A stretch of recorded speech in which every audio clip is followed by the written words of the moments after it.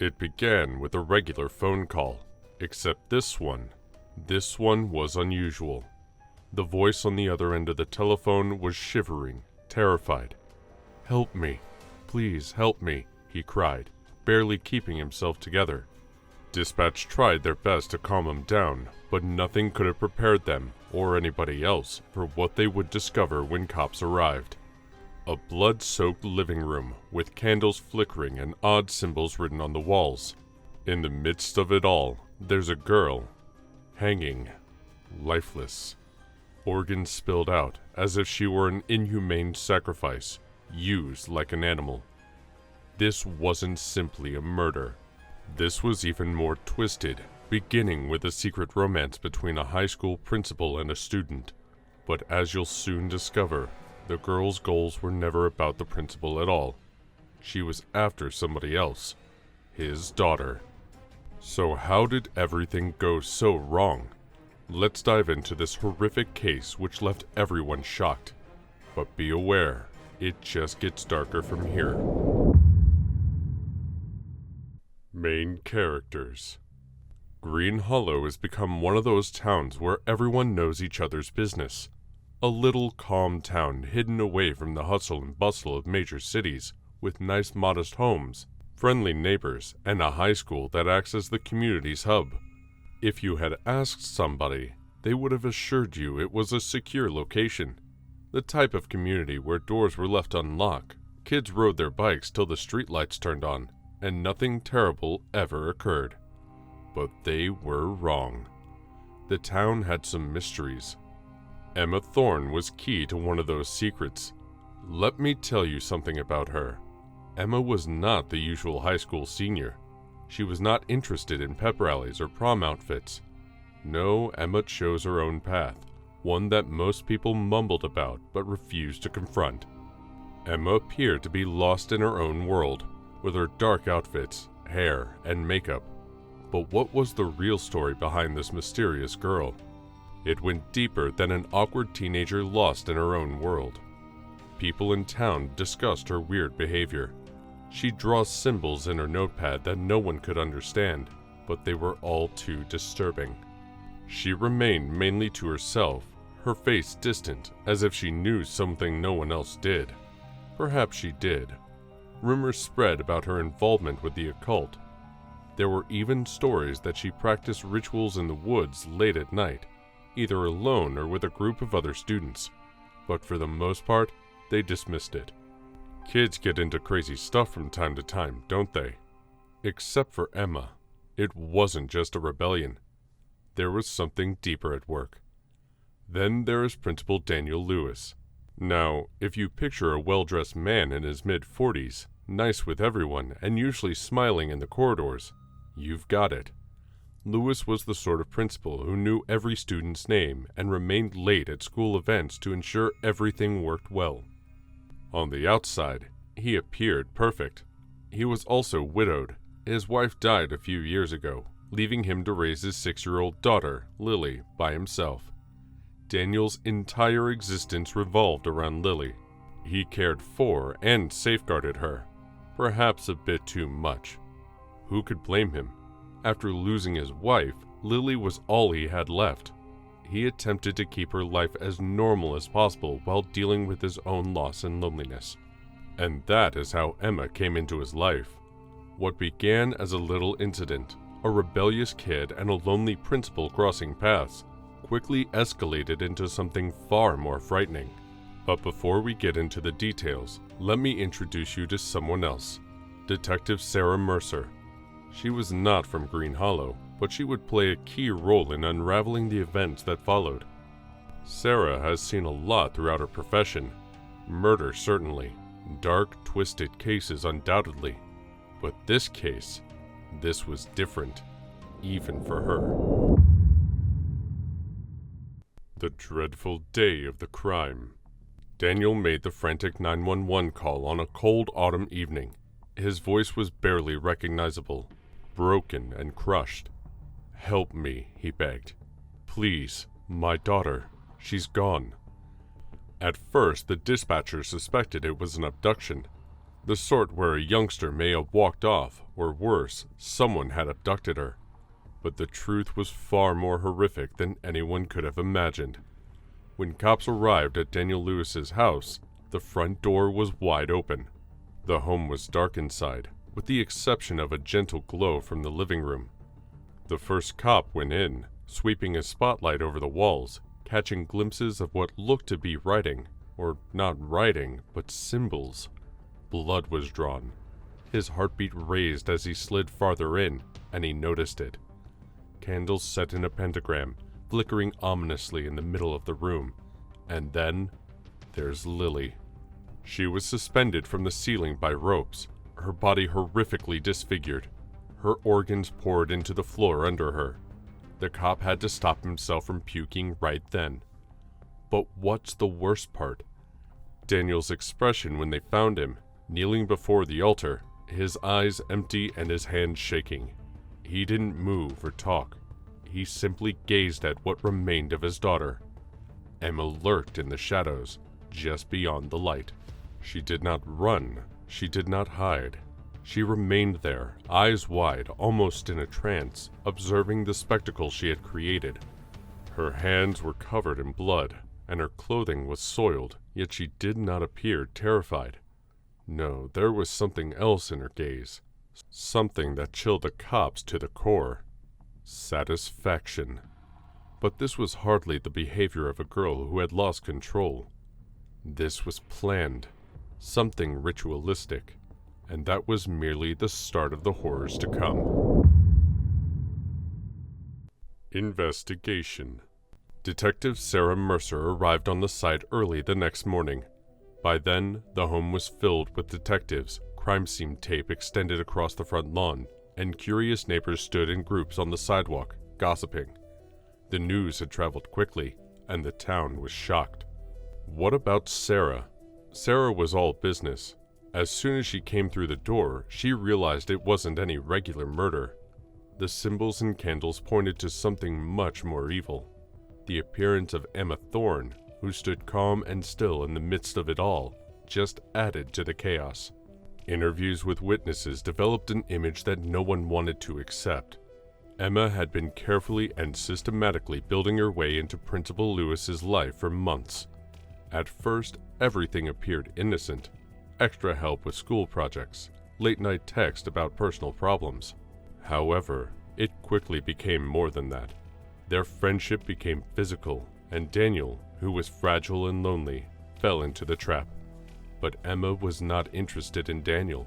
Not really. She was chasing something even more precious. His daughter, Lily. Now let's talk about Lily. Lily was not just any child. She was born during a rare blood-red moon, something that hadn't happened in over a century. Lily stood out to Emma and the cult she belonged to. Sacred. They thought that children born under such a moon possessed a special power that might be channeled via evil rites. But this is where things become even more twisted. As Sarah started putting the pieces together, more alarming facts emerged. Emma wasn't just a disturbed girl interested in the occult. No, she had been trained for this time by an underground cult called the Children of the Abyss. And Lily was the chosen sacrifice. Emma had seduced Daniel, not because she desired him, but because she needed access to Lily. And now that she had Daniel's trust, it was only a matter of time until she made her move. Witnesses began to come forward, relating accounts of unusual meetings in the forest just outside of town. Bonfires, chanting, and dark creatures dressed in masks. Emma had been seen there on several occasions, her face disguised by a hood, her voice joining the others in their strange prayers.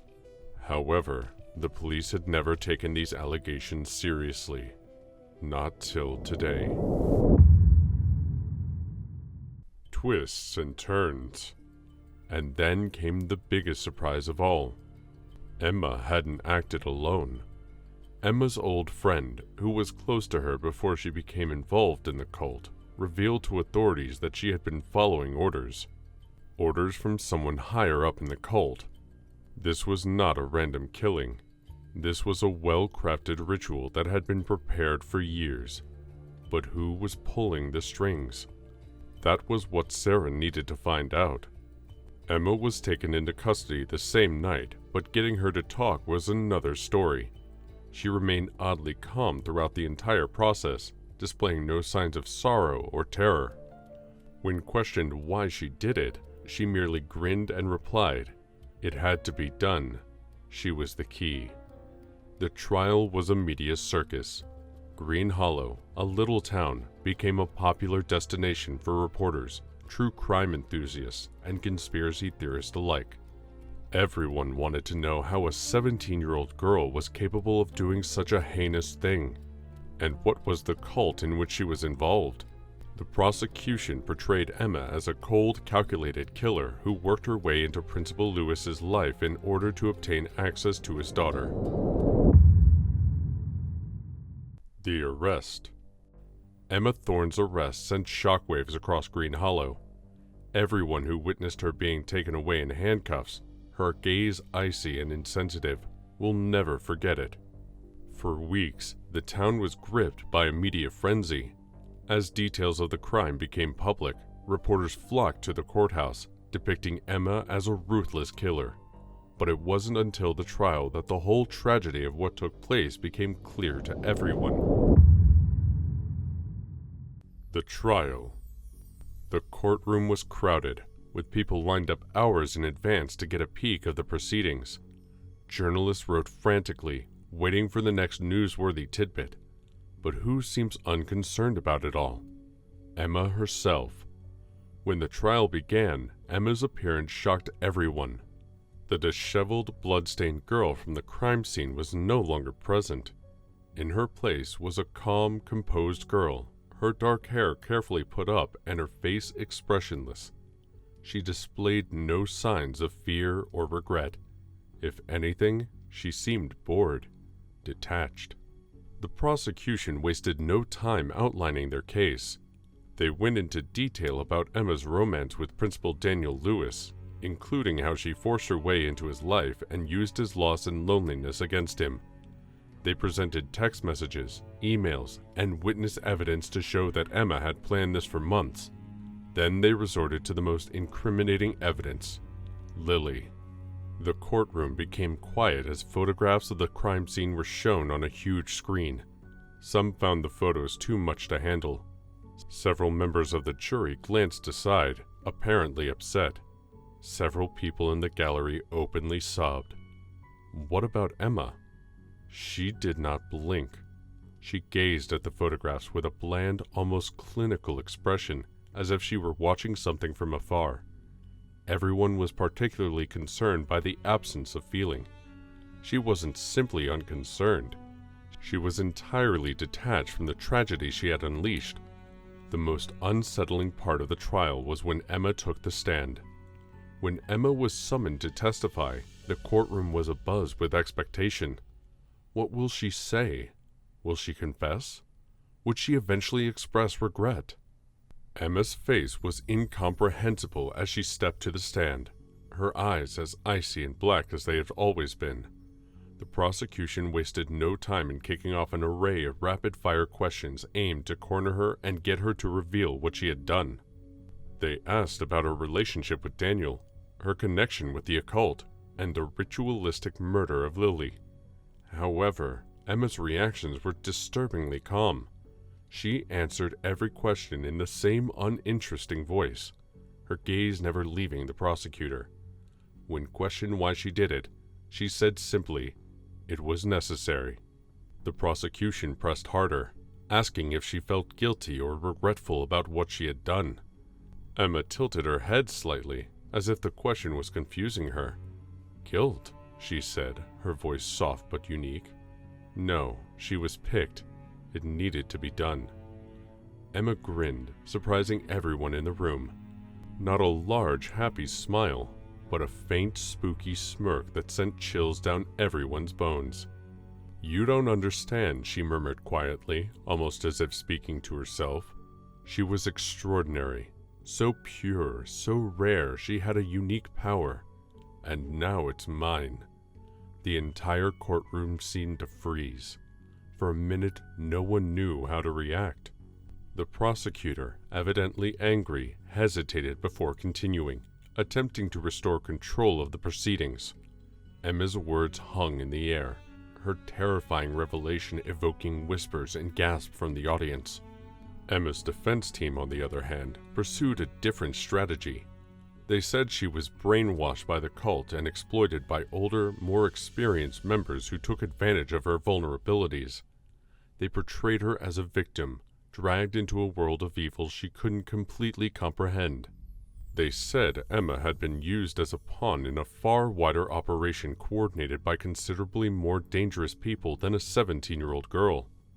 To back up their argument, the defense sent in a psychologist who testified that Emma showed evidence of profound dissociation, a mental disorder common in people who have endured significant trauma or manipulation. They claimed that she was not wholly conscious of her actions when she committed the murder, and that she had been influenced by the cult's beliefs, which had twisted her perception of reality.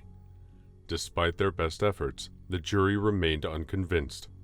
Emma's cool, distant manner on the stand did nothing to attract pity. In reality, it simply strengthened the prosecution's case that Emma Thorne was no victim. She was a murderer, completely aware of her actions, and worse, she had enjoyed it. After weeks of testimony, evidence, and emotional witness testimonies, the trial ended. The jury deliberated for less than 4 hours before rendering its verdict. Guilty. Emma was found guilty of first-degree murder, conspiracy to commit murder, and participating in a ritualistic killing. The court imposed the toughest penalty possible: life in prison without any possibility of parole. As the decision passed, a distinct sense of relief filled the courtroom. What about Emma? She did not flinch. She stood there, watching ahead, with the same odd grin on the corners of her mouth. It was as if she knew something no one else did, something terrible yet to come. Aftermath. Although the trial was over, the consequences of the crime continued to haunt Green Hollow. Parents no longer allowed their children to explore the streets freely. People talked about Emma's involvement with the cult, wondering whether they were still lurking in the shadows, waiting for their next opportunity. The school, which was once an active community hub, turned into a site of hushed discussions and anxious stares. Principal Daniel Lewis, saddened by his daughter's death and the role he had to play in Emma's life, resigned.